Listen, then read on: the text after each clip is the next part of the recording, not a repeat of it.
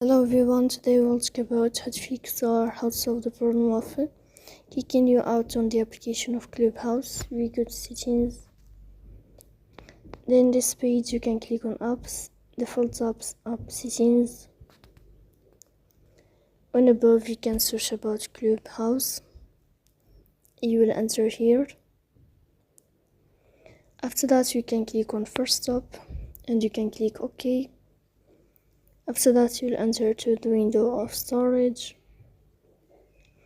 Here you can click on clear cache. Don't click clear data because that can delete your account. In the end you can turn off your phone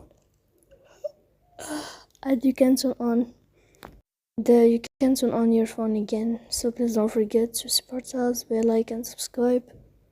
See you next time in another video and thank you for your attention.